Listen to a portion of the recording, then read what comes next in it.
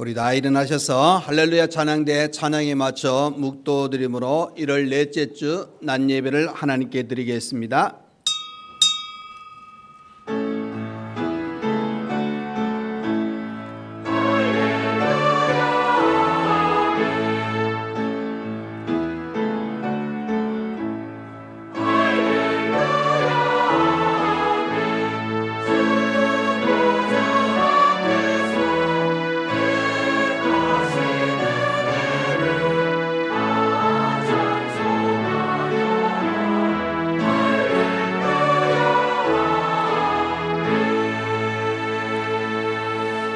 너희는 여호와를 만날 만한 때에 찾으라. 가까이 계실 때에 그를 부르라. 악인은 그의 길을, 불의한 자는 그의 생각을 버리고 여호와께로 돌아오라. 그리하면 그가 긍휼히 여기시리라.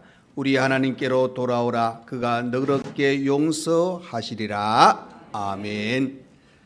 우리 모든 사람을 사랑하시며 하나님께 돌아오는 자를 품어주시고 은혜 주시는 우리 하나님 아버지, 추운 일기 가운데서도 한 주간 우리의 생활을 지켜주시고 이렇게 또 거룩한 주일을 허락하셔서 우리의 발걸음을, 또 우리의 마음을, 우리의 시간을 하나님께 예배 드릴 수 있는 은혜의 시간으로 주신 것 감사합니다. 이 시간 예배를 드리기 위하여 이 자리에 온 우리 모두에게 온 마음을 다하여 드리오니 하나님 한량없는 은혜와 사랑을 이 시간 저희들에게 베풀어 주옵소서. 순서마다 성령께서 주관하여 주옵소서. 예수님 이름으로 기도하옵나이다. 아멘.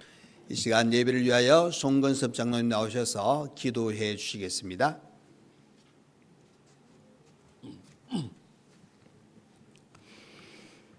하나님 아버지, 은혜를 참으로 감사드립니다. 오늘 거룩한 주일 허락하시고 우리 멀리 흩어졌던 우리 성도들 불러주셔서 하나님 예배케 하심을 참으로 감사드립니다. 이 시간 신령과 진정으로 하나님 앞에 예배드리기를 소원합니다. 하나님께서 홀로 영광받아 주시옵소서. 우리의 죄와 허물과 잘못된 것 있으면 하나님께서 용서하시고 예배를 통해서 우리의 모든 관계가 회복되는 은혜가 있게 하여 주시옵소서. 우리 성도들 하나님 건강을 지켜 주시옵소서. 특별히 추운 겨울날 감기에 들지 않도록 하나님 눈동자같이 보호하여 주시옵소서. 우리 교회가 2026년 참으로 미약한 가운데 아무것도 없는 상태에서 출발을 했습니다. 하나님께서 우리 교회를 채워 주시옵소서. 우리 교회가 이 지역사회 복음화에 최선을 다하게 하여 주시옵소서. 이 지역사회에 꺼져가는 신앙 위에 우리가 파수꾼의 역할을 할 수 있는 은혜를 내려 주시옵소서.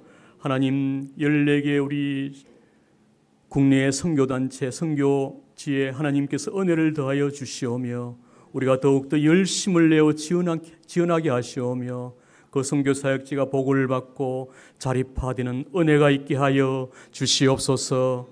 우리 교회 각 기관들 하나님 참으로 부족한 가운데 출발했습니다.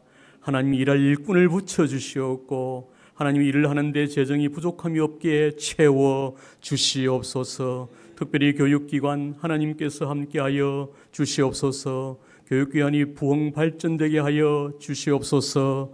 하나님 우리 신앙의 후속 세대에 잘 양성하여 주의 일꾼 키우기에 부족함이 없게 하여 주시옵소서.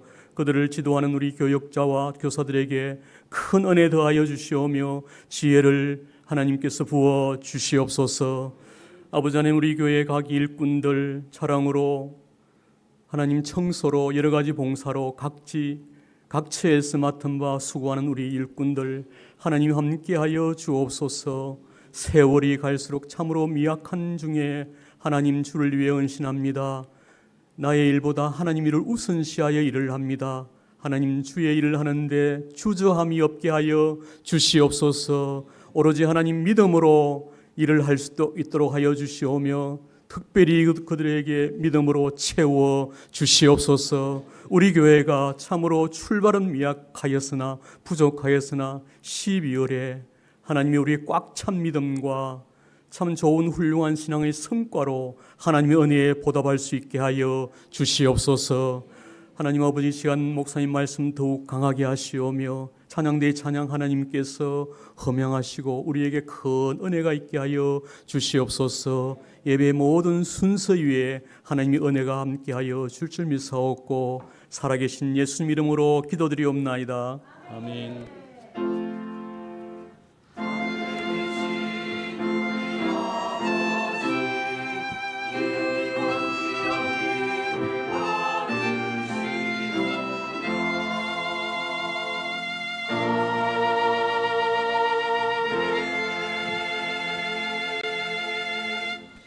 네, 이 시간 우리 하나님 말씀 보시겠습니다. 하나님의 말씀은 신약성경 누가복음 9장 23절에서 27절 말씀입니다. 신약성경 106페이지가 되겠습니다. 누가복음 9장 23절에서 27절까지입니다.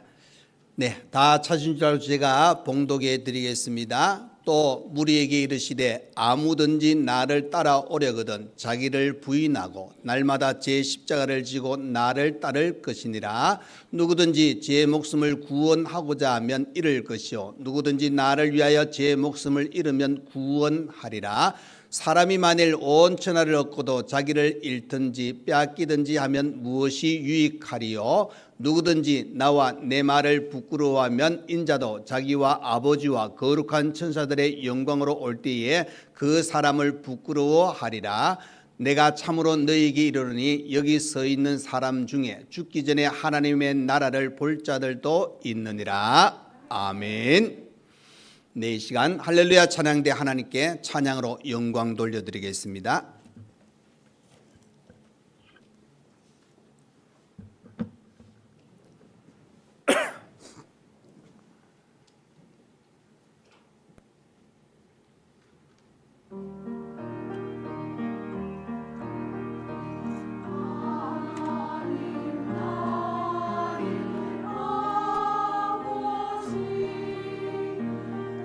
당신의 뜻 아는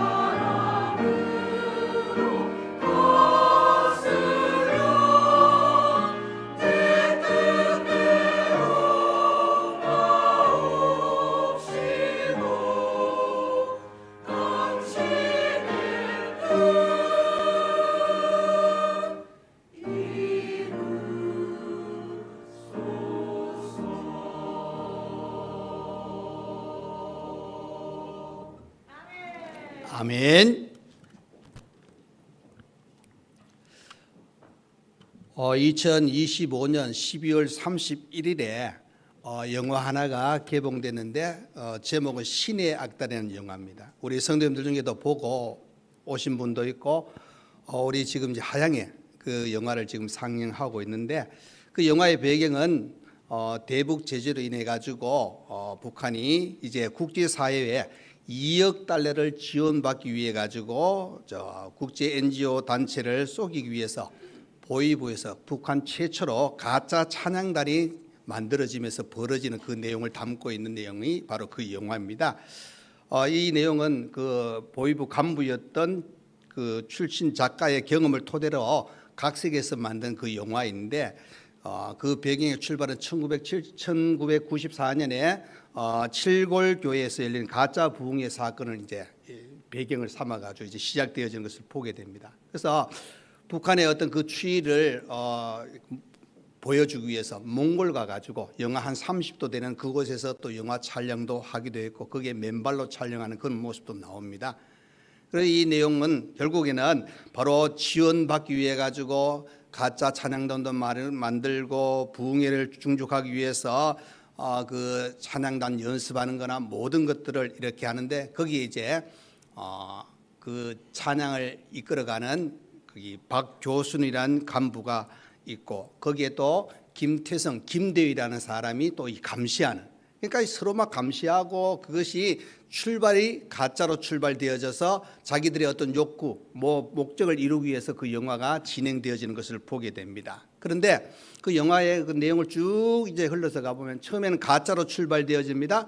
근데 이 가짜가 나중에 가짜가 아닌 진짜로 바뀌어지는 그런 역사가 일어나는 것을 보게 됩니다. 그래서 개인적으로 또 이 속한 거기 어떤 그 체제 안에서 갈등이라든지 그 모든 것들을 과정을 잘 겪어 나가면서 이제 진실이 드러나는 그런 부분들을 언급해 주고 있는데 심지어 박 교수라는 그 간부는 이 여러 사람들과 더불어서 예수 믿는 사람들을 잡아 가두기도 하고 또 죽이는 자리에까지 들어갑니다. 그런데 나중에 가보면은 지도하던 그 박 교수라든지 그다음에 감시하던 김태승이라는 이 대위가 어떻게 하느냐, 오히려 하나님을 믿게 되고 이 찬양단의 사람들에게 이 도움을 주는 그런 장면을 보게 됩니다. 그런데 더 은혜가 되는 것은 그 영화 속에 우리가 잘 아는 찬송가 CCM이 이 복음성가가 나오는데 그 한 절 한 절을 부를 때마다 은혜가 있는, 그래서 어떻게 보면은 가짜로 출발되어져 가지고 그 영화를 만들었다, 또 그 영화가 이렇게 출발되었다 하는 것으로 시작되어지지만은 거기에서 나오는 것이 뭐냐, 바로 인간의 본질을 하나님께서 감동시키시고 그 감동을 통해 가지고 변화의 역사를 주는 거예요. 변화의 역사를 주는 거예요. 그래서 어떻게 보면은 조금 부족한 면이 없지 않아 있고 또 그 영화 감독이 이것은 기독교 영화가 아니다 할 정도로 모든 사람을 대상으로 만든 그런 영화지만은 그 내용을 이렇게 보시면은 믿는 자들은 더욱 감동이 있고 믿지 않는 자들은 조금 여러 가지 생각을 하게 만드는 그런 영화라는 것을 보게 됩니다. 그러면서 또 하나 느끼게 되는 것이 뭐냐, 정말 우리가 마음껏 찬양하고 마음껏 기도하고 마음껏 예배 드릴 수 있다는 자체가 은혜가 아닌가 하는 사실을 또 한번 우리가 생각해 볼 수 있는 그런 시간입니다. 그래서 어떻게 보면은 이 신의 악단이라는 이 제목하에 이 영화는 특수한 공간과 가짜 찬양단이라는 그런 설정 속에서도 출발되어져서 거기에 인간의 본성과 사랑과 또 회복의 메시지가 담겨져 있는 내용이 바로 이 작품의 핵심입니다. 그런데 저는 그 내용을 이렇게 보면서 하나 가장 와닿았던 내용이 뭐냐면은, 아마 여러분 인터넷 들어가 가지고 신의 악단 한번 쳐보십시오. 쳐보시면은 포스터가 나와요. 저는 다른 데 은혜를 받은 게 이 포스터의 은혜를 받았어요. 그 포스터 그 내용의 중간에 어떤 글자가 있느냐, 이런 글자가 나와요. 모든 것이 금지된 그곳, 진짜 심장이 뛰기 시작했다. 그 글자가 나와요. 진짜 심장이 뛰기 시작했다. 그래서 이 믿음의 눈으로 이제 바라보게 되니까 어떤 내용이냐, 우리 주님, 우리 하나님께서 우리의 심장을 뛰게 해서 그 영화의 내용의 그 찬양의 모든 부분들을 보면은 정말 감동이 있고 은혜가 있는 그 내용으로 잔잔하게 어떨 때는 열정적으로 우리를 이끌어가 주는 하나님의 사랑이 거기에서 나오고 있습니다. 우리의 심장을 뛰게 했습니다. 예수가 우리의 심장을 뛰게 했습니다.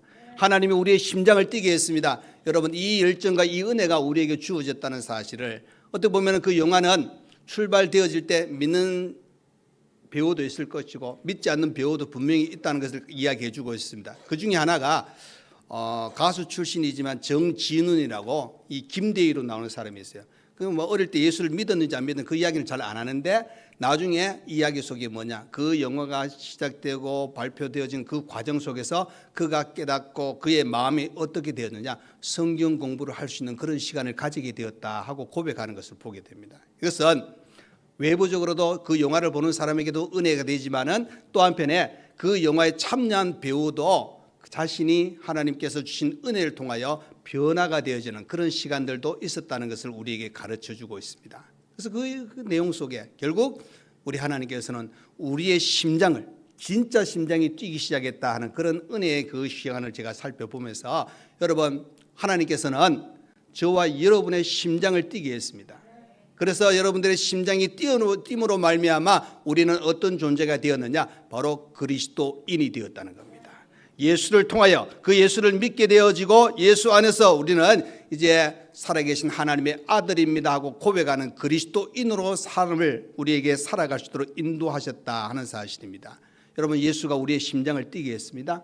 우리의 마음을 이제 하나님을 바라볼 수 있고 예수를 믿을 수 있는 은혜의 자리에 들어가게 만드셨다 하는 사실입니다. 그래서 여러분, 우리는 예수 믿는 사람들입니다. 그런데 또 한번 생각해 보시면 예수를 믿지만은 우리의 각 가정이 있습니다. 우리가 직장 생활하고 뭐 여러 가지 일들을 각각의 우리가 다른 그런 삶을 살고 있지만은 공통적인 부분은 뭐냐? 우리는 예수 믿는 사람입니다. 우리는 그리스도인입니다.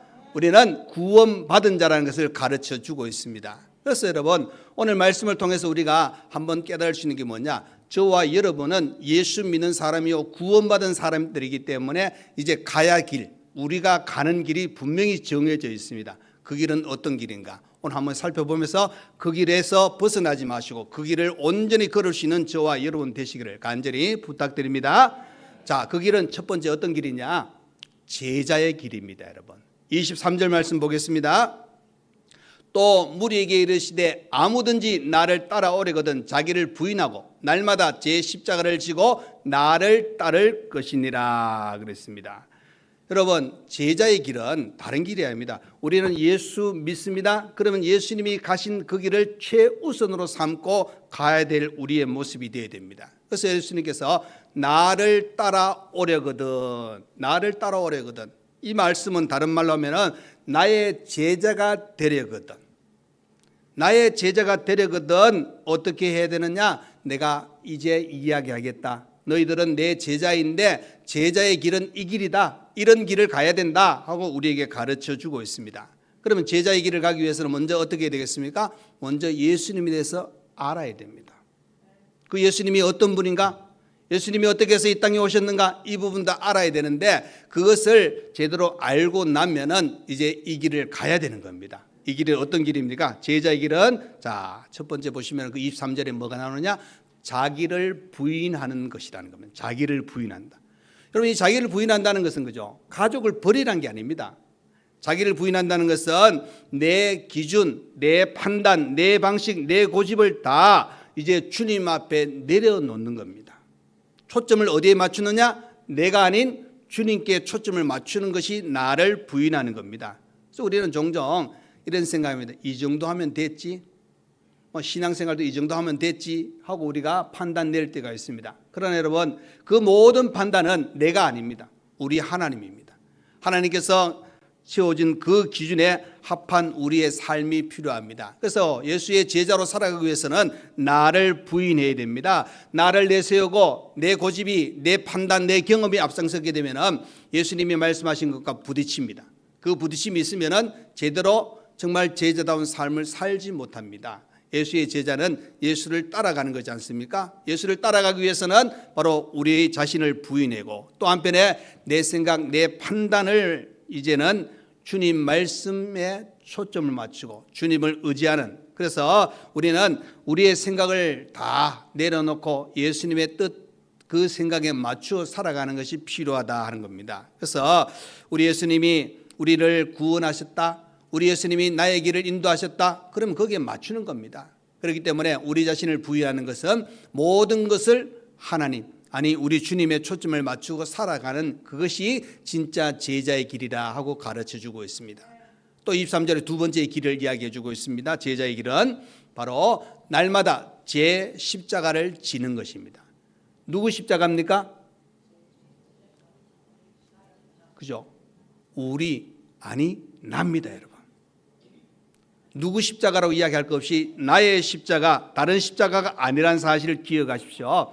당시에 유다는 그죠? 유대 나라는 이 로마의 식민지로 있었기 때문에 로마가 정한 그 법에 따라갈 수밖에 없었습니다. 그런데 그 중에 하나가 뭐냐면은 흉악한 죄를 지은 사람이 어떻게 하느냐? 십자가를 지는. 어떻게 보면은 그 십자가 죽음은 로마는 그 법을 정해 놓았지만 로마 시민에게는 그것을 적용하지 않습니다. 너무나도 험하고 또 어떻게 보면 그 십자가를 생각하면 그 십자가를 본 사람들은 맨날 며칠 잠도 못 잘 그런 상황에 이르렀다 할 정도로 어떻게 보면 고통의 십자가요, 두려운 십자가요. 그런데 이 십자가 이제 못 박아 죽이는 처형의 하나의 방법이었습니다. 그래서 그 십자가를 지고 이제 못 박혀 죽을 죄인은 어떻게 하느냐? 그 십자가를 땅에 박고 거기에 자기가 못 박혀 죽어야 되기 때문에 그 출발해 가지고 그 언덕까지는 어떻게 하느냐? 자기가 그 십자가를 지고 가는 겁니다. 다른 사람을 위해서 지고 가는 것이 아니라 내가 져야 될 십자가를 지고 가는데 길거리를 지나면은 우리가 예수님을 생각하면 어떻습니까? 많은 사람들이 조롱하기도 하고 침뱉기도 하고 막 여러 가지 이야기가 나오지 않습니까? 그 십자가를 지고 간다는 것은 벌써 내가 죽는다는 것도 결론 내려져 있지만은 그 가는 과정에서 참 많은 어려움을 겪게 되는 그런 시간들을 우리가 보게 되어지는 겁니다. 그런데 우리 주님께서 제자의 길은 이 십자가를 지고 가는 것이라고 이야기하고 있는 겁니다.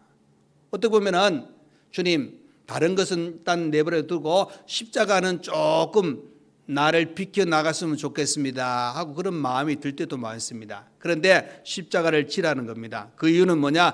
죽음까지 각오한 신앙이 우리에게 있어야 된다는 것을 가르쳐주고 있습니다. 저와 여러분이 신앙을 가지고 이 땅에 살아갈 때에 로마서를 통해서 보시면은 의인은 없나니 하나도 없다고 말씀해 주고 있습니다. 그렇다면은 우리는 죄 가운데 있던 우리였고 비록 의인이라 칭함을 받지만은 아직 죄에서 완벽하게 우리가 해방되지 벗어나지 못한 우리의 삶의 모습을 우리가 보게 되어지는 겁니다. 그럴 때 우리가 죄를 지었다, 하나님은 우리에게 기회를 주시잖아요. 회개하라. 회개하면 용서해 주겠다고 말씀하셨다는 것. 그래서 우리는 기도합니다. 그 회개가 있다는 것을 뭘 이야기해 주고 있습니까? 하나님 말씀에 순종하는 우리의 모습이 같이 따라오는 것을 보게 되는 겁니다. 그래서 여러분 우리가 신앙생활을 하면서 회개한다, 또 말씀에 순종한다는 것은 십자가를 지고 가는 것과 똑같습니다. 왜 그렇습니까?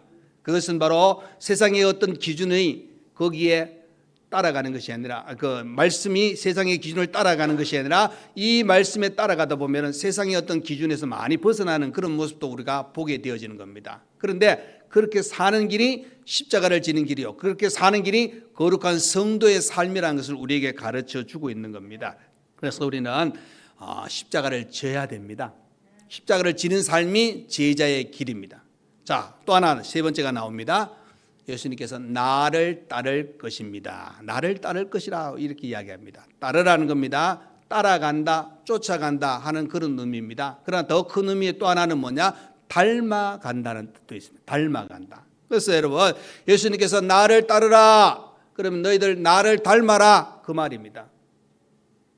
여러분 우리 식구들 보시면은 우리끼리는 봐도 닮았는지 안 닮았는지 잘 모릅니다. 그런데 제3자가 봤을 때는 벌써 어느 부분이 닮았네. 심지어 여러분 아버지와 아들이 걸어갔는데 그 나이 차에 그죠? 애가 예를 들어 한 5살 되고 뭐 아빠가 한 30살 좀 돼서 이제 둘이 걸어갑니다. 그런데 뒷모습을 이렇게 보면은 똑같아요. 다리가 짧고 길고 차이 날 뿐이지 똑같습니다. 걸음걸이도 비슷하게 나옵니다. 부자는 몰라요. 그러나 제3자는 그렇게 닮았다고 이야기하는 거 보게 됩니다. 여러분, 우리가 예수를 믿는다는 걸 뭘 이야기해 주냐면 예수를 닮아야 됩니다. 예수의 겉모습을 담는 것이 아니라 우리 예수님의 그 속 모든 것, 그 예수를 우리가 그 정신까지 닮아야 진정한 제자의 삶을 살아갈 수 있다는 겁니다. 그래서 여러분, 저와 여러분은 믿고 구원받은 자로서의 삶은 제자의 길이라는 것, 제자의 길. 그래서 여러분, 그 스승 되신 예수님을 잘 닮아가고 예수님이 걸어가신 길, 내가 그 길을 가겠습니다. 고백뿐만 아니라 우리의 삶이 거기에 따라가야 된다 하는 것을 꼭 기억하셔서 나는 예수의 제자입니다. 예수의 제자 길을 잘 가겠습니다 했고 당당하게 고백하면서도 또 그렇게 실천할 수 있는 저와 여러분 되시기를 간절히 축원드립니다. 자, 두 번째로 우리가 가는 길은 생명의 길입니다. 여러분, 예수님께서 마태복음 7장에 가보시면은 말씀하셨는데 바로 두 문과 두 길이 있다고 그렇게 말씀하고 있습니다. 자, 이제 그 두 길이 있는데 그 한쪽 문과 한쪽 길, 그것은 너무 좁고 협착하여 찾는 자가 적다. 그 말은 좁은 문, 좁은 길은 좁습니다. 찾는 자가 적다는 겁니다. 그래서 많은 사람들이 그 문으로, 그 좁은 문으로, 그 좁은 길로 가지 않습니다. 그런데 여러분, 좀 고생스럽고 좁은 길인데 그 길의 끝에는 뭐가 있느냐? 생명이 있다는 겁니다. 영생이 있다는 것을 우리에게 가르쳐 주고 있습니다. 그런데 수많은 사람들은 좁은 문, 좁은 길을 가는 것이 아니라 넓은 문, 넓은 길을 갑니다. 왜? 평탄합니다. 큼직합니다. 부담이 없습니다. 그런데 그 끝은 뭘 우리에게 가르쳐 주고 있느냐? 멸망이 기다리고 있다 하고 가르쳐 주고 있습니다. 그래서 여러분, 문을 잘못 찾으면은, 길을 잘못 들면 어떻게 됐습니까? 고생합니다, 여러분. 제대로 들어가야지 잘못 들어가면 고생할 수밖에 없습니다. 길을 잘못 들면은, 그죠? 우리 막내 동생이 지금보다 꽤 오래 전에 이제 뭐 내비게이션이 나온 지 얼마 안 됐을 때 잘 모르는 동네에 이제 가야 될 일이 있어가지고 내비게이션을 쳤답니다. 그래서 시키는 대로 갔어요. 갔는데 나중에 보니까 완전히 앞에 다 막혔대요. 다 막혀가지고 다시 막 차를 후진하는데 그것도 껌껌한 길을 후진하고 고생했다 그러는데 요즘은 안 그래요. 요즘은 워낙 기술이 좋아가지고 잘 되어 있잖아요. 근데 과거에는 이제 하긴 했지만 좀 부족한 것이 있다. 여러분, 잘못 들면은, 잘못 길을 가게 되면은 몸도 마음도 고생하게 되어 있다는 겁니다. 예수님은 그저 멸망으로 인도하는 문이 있는가 하면은 생명으로 인도하는 문, 그 길이 있다고 가르쳐 주고 있습니다. 그래서 여러분, 우리는 첫 단추부터 잘 끼워야 됩니다. 잘못 끼게 되면은 시간이 지나면은 그것이 우리에게는 더 안 좋은 것으로 찾아오게 되어 있다. 그래서 우리 자신들이 무엇보다 중요한 것은 멸망으로 가는 문, 그 길을 가게 되면은 결과론적으로는 우리 멸망의 자리에 들어갈 수밖에 없다는 겁니다. 반면에 우리가 좁은 문, 좁은 길이라 할지라도 그 길은 우리에게 생명을 주는 길이요, 은혜를 주는 길이요, 하나님께서 함께 하시는 귀한 길이라는 것을 가르쳐 주고 있습니다. 그래서 저와 여러분이 잊지 말아야 될 것은 멸망으로 인도하는 그 길은 사람들이 많이 갑니다. 아무 문제 없고 어떻게 보면 눈치를 보면은 저 길이 더 많은 사람들이 가니까 괜찮을 것 같아 하고 이런 생각이 들 수도 있습니다. 그러나 여러분, 그 길은 우리 주님께서 분명히 말씀하시기를 그 길은 바로 멸망의 길이라고 가르쳐 주고 있는 겁니다. 그래서 여러분, 많은 사람들이 큰 문, 큰 길로 갈지라도 저와 여러분은 좁은 문으로 가셔야 됩니다. 좁은 길을 가셔야 됩니다. 그리고 힘들어도 어려워도 포기하지 마시고 이 생명의 길, 바로 내게 하나님이 주신 은혜의 길이라는 것을 기억하시면서 이 길을 가셔야 됩니다. 벗어나면 안 되십니다.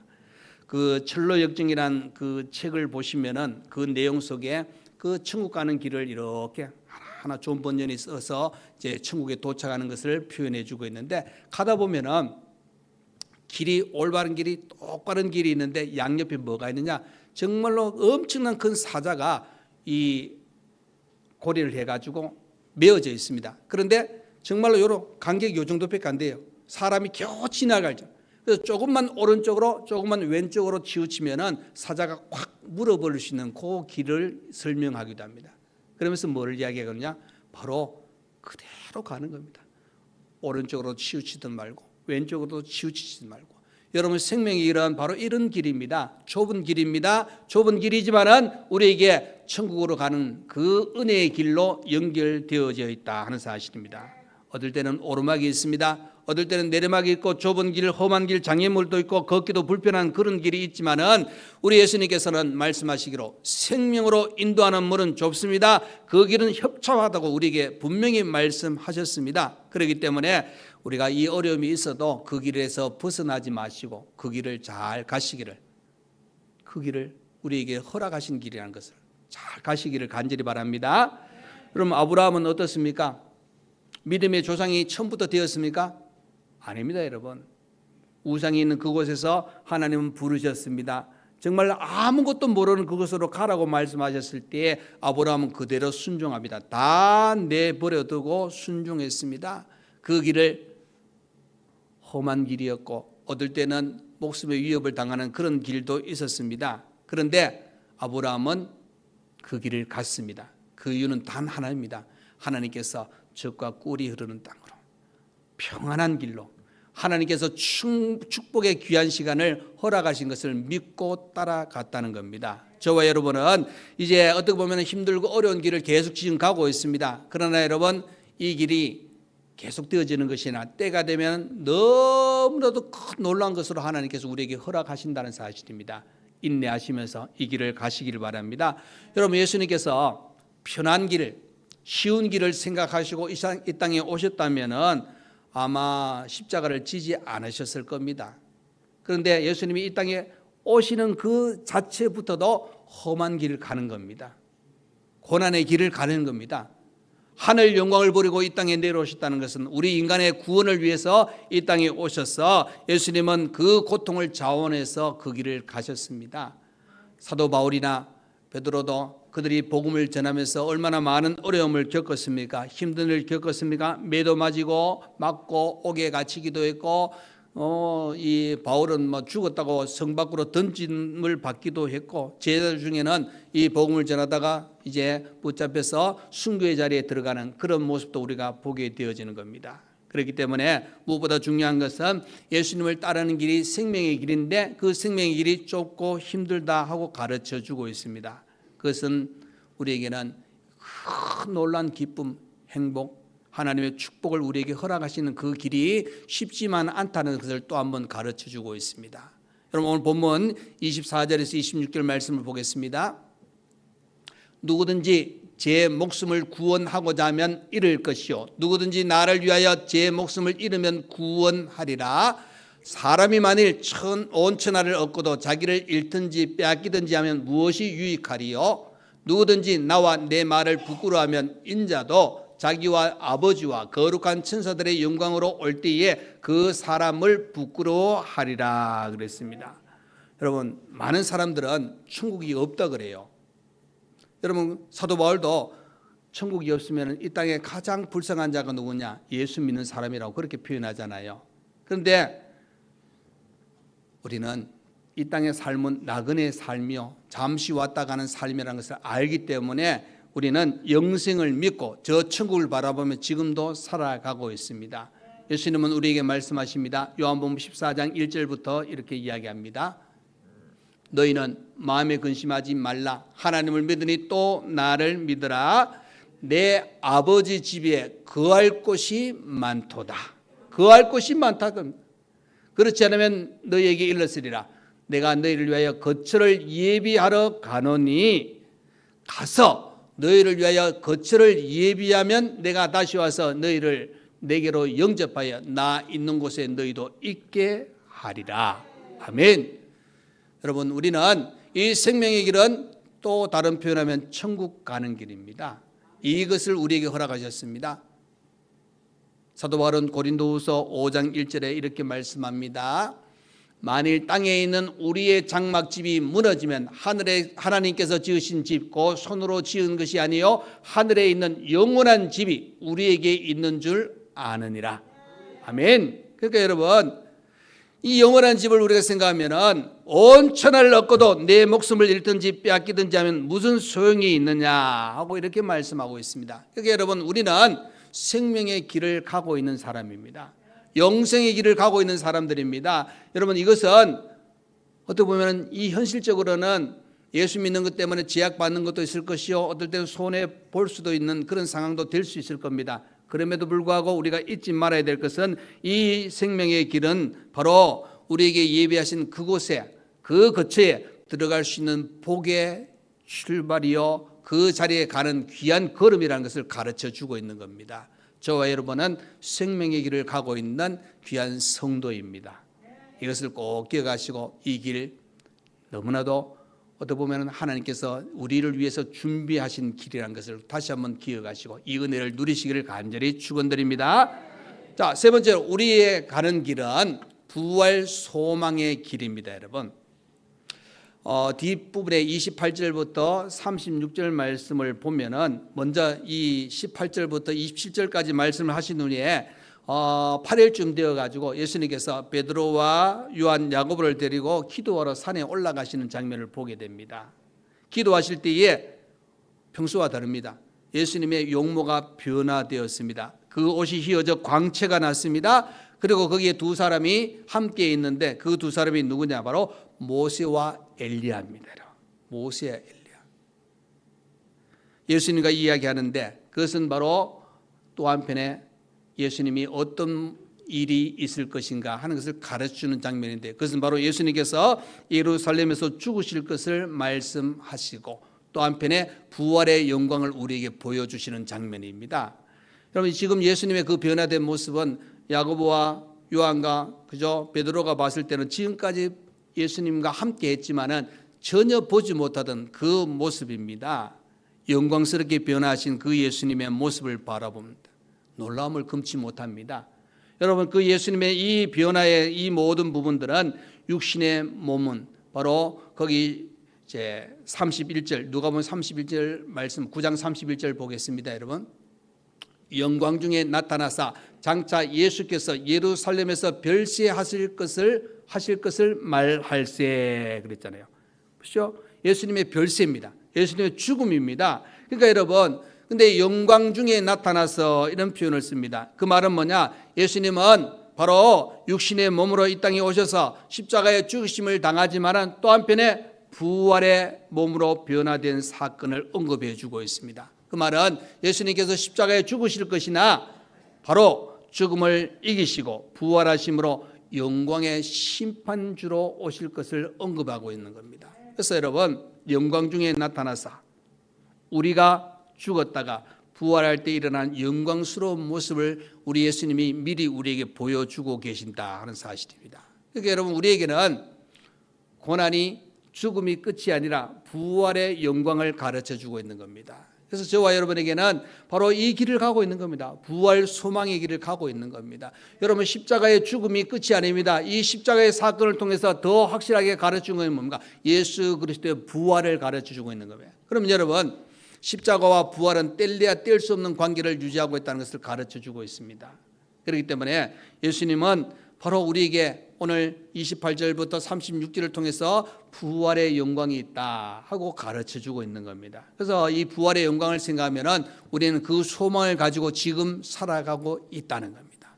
현재 우리의 걸음은 부활의 소망을 가지고 가고 있는 그 길을 우리에게 주어졌다 하는 것을 다시 한번 가르쳐주고 있는 겁니다.